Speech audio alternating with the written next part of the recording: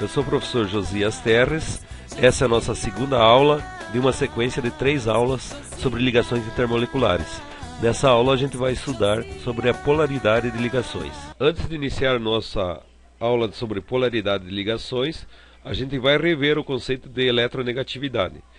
A eletronegatividade ela aumenta da esquerda para a direita nos períodos e de baixo para cima nos grupos, sendo o flúor o elemento mais eletronegativo e o frâncio é o elemento que tem a menor eletronegatividade. O que é eletronegatividade? A eletronegatividade é a tendência que os átomos têm de atrair elétrons compartilhados numa ligação química. Então, numa ligação covalente entre 2 átomos, é aquela força que ele tem de atrair o elétron do outro átomo. Eletronegatividade é a tendência de um átomo em atrair elétrons compartilhados numa ligação química.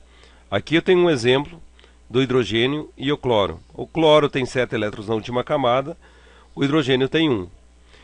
A eletronegatividade do cloro é 3 e a do hidrogênio é 2,1. O cloro é mais eletronegativo. Quando eles fazem uma ligação química, no caso aqui uma ligação covalente, essa ligação é atraída mais próxima do cloro do que do hidrogênio. Então essa ligação forma polos, um polo negativo, bem negativo, e um polo positivo. Então a ligação entre o hidrogênio e o cloro é uma molécula polar, porque forma os polos, o polo negativo e o polo positivo. Essa diferença de eletronegatividade entre as duas é 0,9. Aqui eu tenho então a representação dessa molécula do cloro e hidrogênio, que é o ácido clorídrico.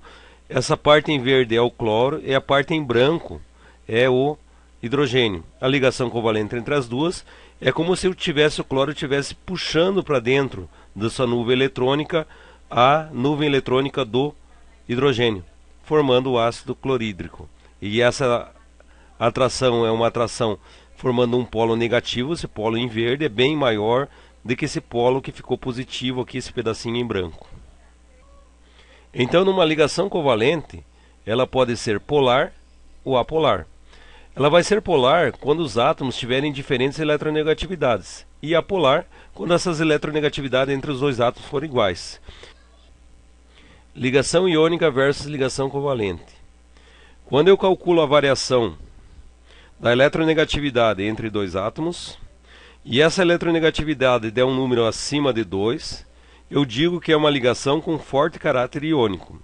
Quando dá um valor abaixo de 1,5, indica que a ligação tem um caráter predominante covalente.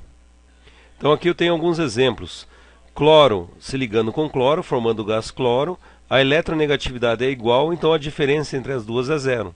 Então essa ligação é covalente apolar. A ligação entre o bromo e o cloro tem eletronegatividade de 3 e o bromo eletronegatividade de 2,8. A diferença entre as duas é 0,2. Então essa é uma ligação covalente polar, porque forma um polo. Entre o iodo e o cloro tem eletronegatividade de 3, o iodo 2,5. A diferença entre as duas é 0,5. Então é uma ligação covalente polar.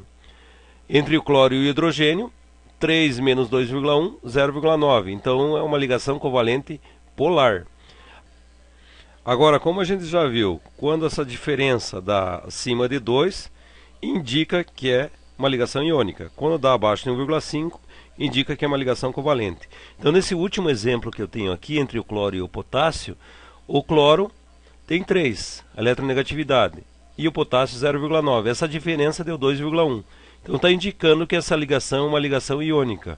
Indica também que ele não está só puxando a ligação covalente, ele está doando o elétron para o cloro, caracterizando numa ligação iônica.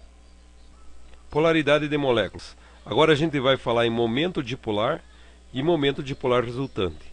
Momento dipolar é a intensidade do dipolo elétrico que as ligações polares apresentam, representado por vetores.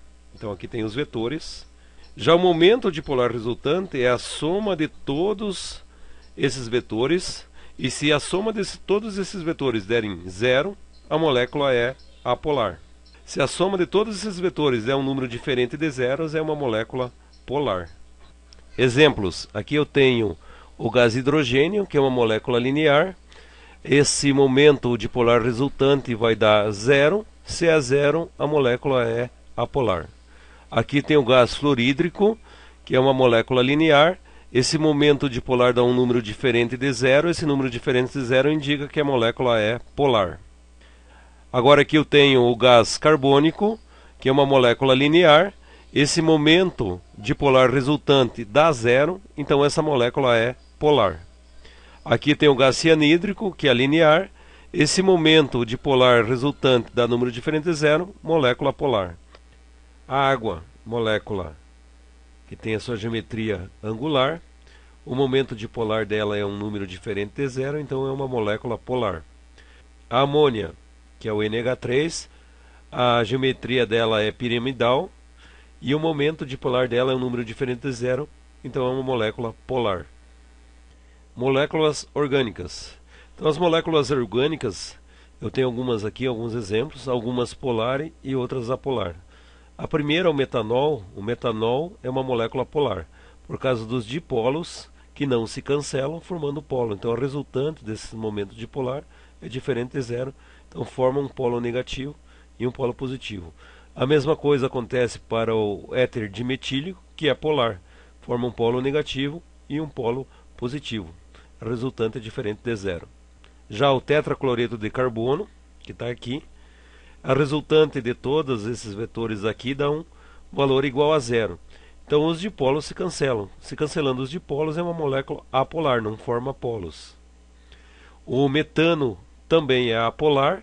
O metano é apolar porque o hidrogênio, todos os vetores aqui se anulam. Se anulando esse momento dipolar aqui, os dipolos se cancelam. A resultante é igual a zero.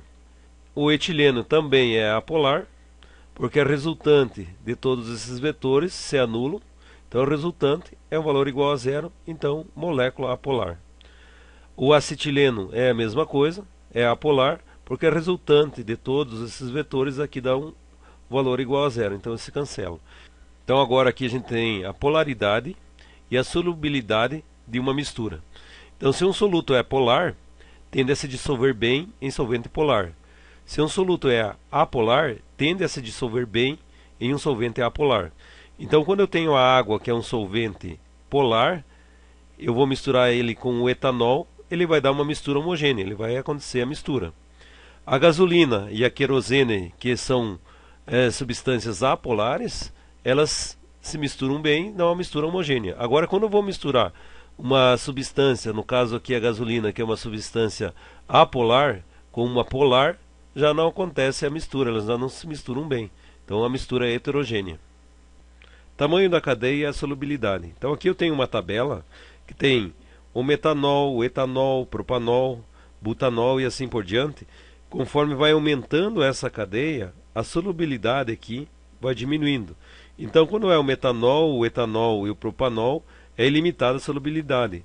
À medida que passa do butanol, ele já vai diminuindo a solubilidade. Então, cada vez que eu aumento a cadeia carbônica, diminui a solubilidade em água. Agora a gente já está concluindo a nossa aula. Ainda você vai encontrar nos livros falando de grupo hidrófilo e de grupo hidrófobo. Então, o grupo hidrófilo é aquela parte da molécula que tem afinidade pela água. E o grupo hidrófobo é aquela parte da molécula que não tem afinidade pela água. Então, terminamos a nossa aula 2. Espero ter ajudado. Sou o professor Josias Terres. Meu e-mail é professorjosias@hotmail.com.br.